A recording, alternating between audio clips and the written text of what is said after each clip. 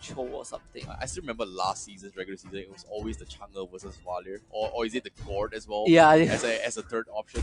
It's like Chang'e was like the staple of Todak. Yeah. You see Todak, Moon is always playing Chang'e. Like he plays Chang'e so much. Like you dream of Chang'e when he sleeps. That's the thing. The stars and the team moons is must picking. align in order for the perfect game, bro. But I remember people were like saying that Chang'e players are cheaters because she always has an ultimate up, and they don't understand that he just has a low cooldown. Yeah. Same as Farsa's ultimate. Like, come on, guys. Yeah, fair. But it's great to not see Chang'e Anymore. for a while. No, anymore. I got so tired of Chang'e. Anymore. Chang'e. Anymore. Just don't want to see Leo it anymore. Mord. But okay. Oh. Todak bringing in old school. Gonna be picking the Leo mod instead, but I'm not a big fan of it here. But it's still a viable option here compared to any other offlanes. Here, it's not that great, but still a force to be reckoned with here if you underestimate the power of Leo mod. So in this case, both drafts has shown their hands here. We're gonna be going into the game 2. Husky, what are your thoughts?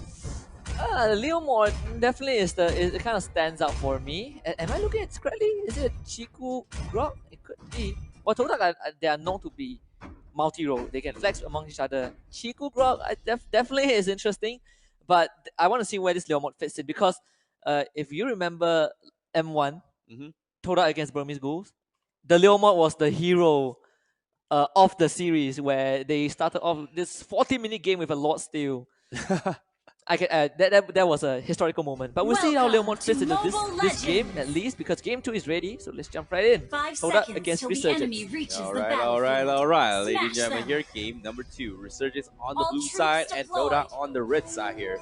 And let's see how they're going to be playing again this matchup because right now Chiku is going to regroup in the middle lane here, but there's no Arrival available. We haven't seen Arrival for like since the last patch.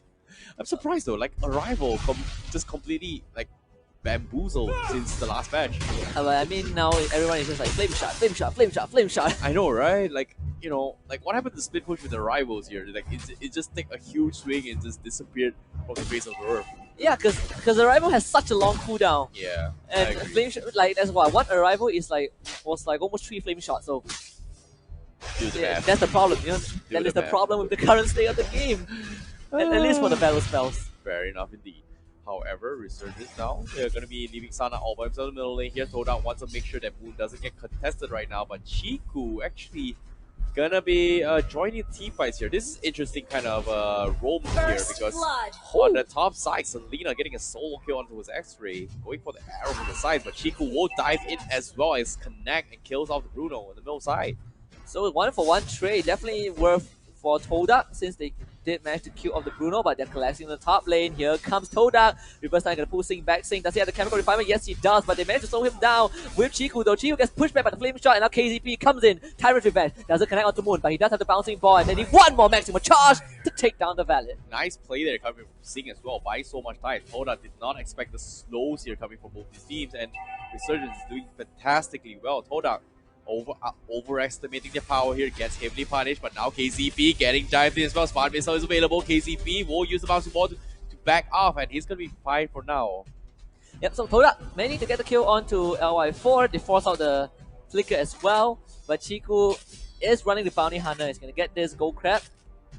Getting those caught in, but Jason is ready. Here comes the Abyssal Arrow. However, Todak, they are prepared for this occasion, and they will take down Jason. Jason getting punished for this here. Did this surprise to be surrounded by 4 players here coming from inside Todak, and now he's going to be positioning into a tier 1 here, but Sing is trying to stall this in the track here. KZP is going to help out as well. Now with the Tyrant's Revenge available here, KZP needs to be careful, and Sing! Wow.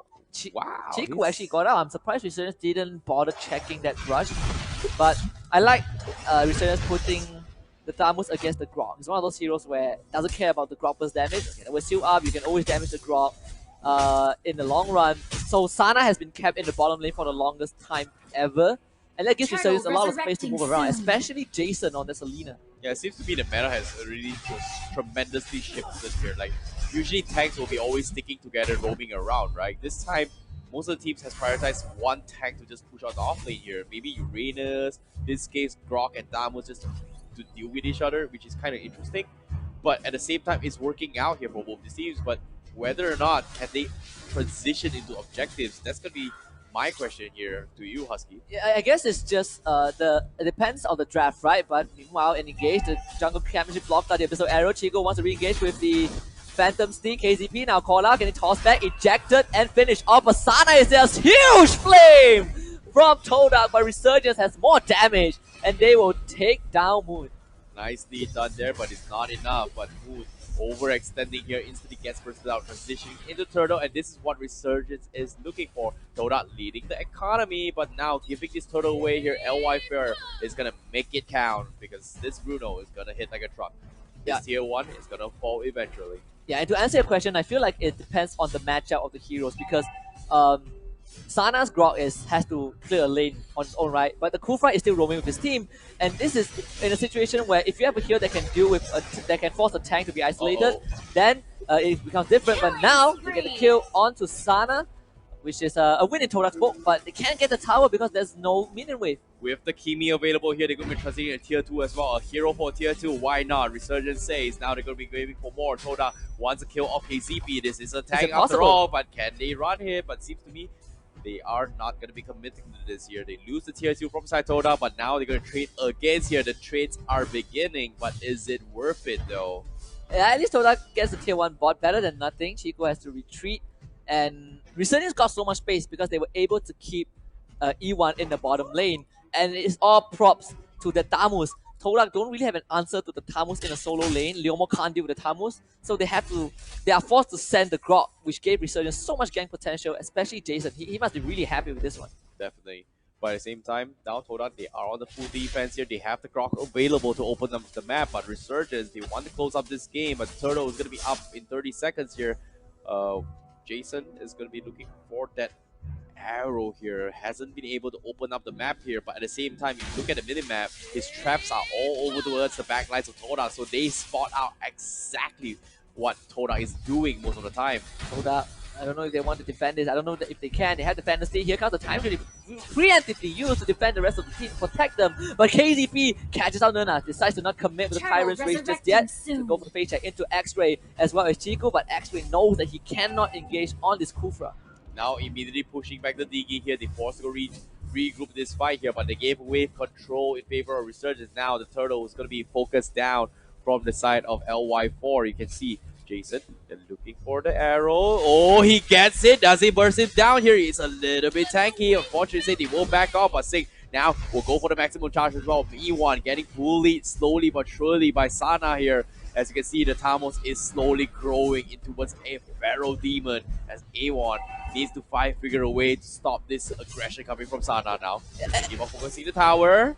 Sana, I don't think he can kill E1, but it's fine. He kept E1 occupied. And the reason Resurgence can have so much freedom is because E1 is not even with the team. It's either that or they lose structure, so Resurgence is a win-win situation for them. Phantom Sneak forced out again. Todak throwing all these abilities defensively and they get nothing out of it. You know, despite Chico being like the marksman role of the team, right? He's been engaged in almost every single team fight here. He hasn't been farming, but he's just trying to get counter kills here. And he's got another one here. However, Sana now getting focused down here. X-Ray, Chico, and Moon's going to be joining the fight here. And Sana will go down. It's going to be a mega kill for Chico on the Leomon with 4 kills in the back and another tower transition here. Well, look at the bottom lane. Sync and LY4 working hand in hand to take down the tower, and Jason dashes right in, trying to survive that. E1's going to swing the total. No, gets slowed down into the hands of Resurgence, and Bruno will score the goal. LY4 going for more, forcing out the time to the maximum charge. Not able to kill off Nernas just yet, but again, Resurgence, they win the trade. Well, Chiku here almost get focused down. Gets scouted out by KZP, but the rest of the team of Resurgence is not there, but this will scare Chiku a little bit though. But yeah, I agree here. They have to go in for the trades, but A1 hanging with his life here, unable to do what he's needed to do for the team, especially opening the map with Todak, because Sana is always making sure the Grok is being forced down below. Yeah, E1 was never with his team. There's not a single team fight where E1 was there. This arrow does land onto Moon, but no follow-up from Resurgence yet. They're just going to chip at Todak.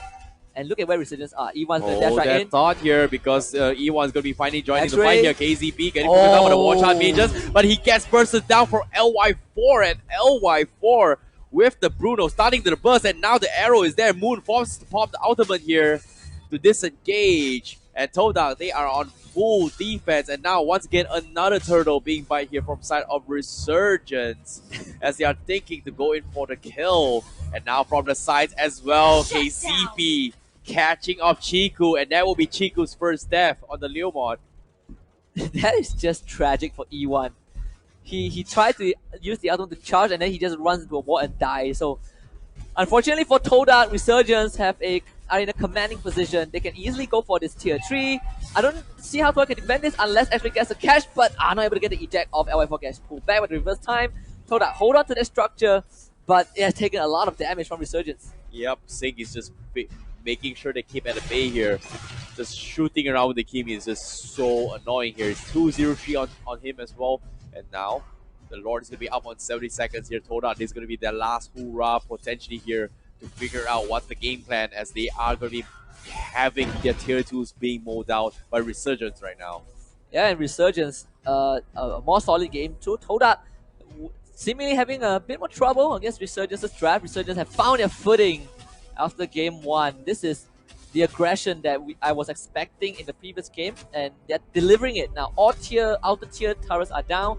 I think Resurgence, they're gonna play the basic game, wait for a lot to come out, and then siege the base. Take a chill pill here, X-Ray trying to deal with the jaw hit, but now A1 finds out KZP. Can they burst the Kufra out in time here? They're trying to set up for the Tyrant's Rage. He's the revenges away here. Chico goes in for a stab here. Can they finish more? Time Journey is there, but the damage output is real here, because here comes LY4, and Jason will get shut down as well. X-Ray forced to go back. Sing is in the vicinity, and LY4, the red bars from the side of Resurgence, Todak, needs to be very careful, but fortunately for them, they only lose A1, so a 2-for-1 trade here for Todak. A well worth it indeed here.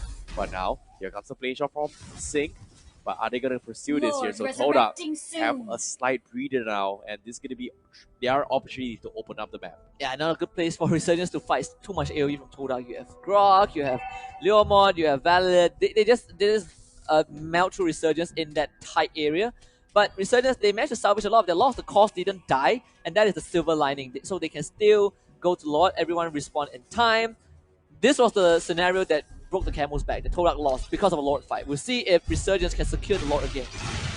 Oh, this time it's going to be A1 on the Grok, so we are expecting A1 to steal the Lord instead, but yeah, let's see here. But the Lord is getting tested here. LY4 already started the Lord, but here comes Chico with the Lord, but he will burst it down with the final crit. A little bit too late to actually steal it, but Resurgence now will be on full offense mode.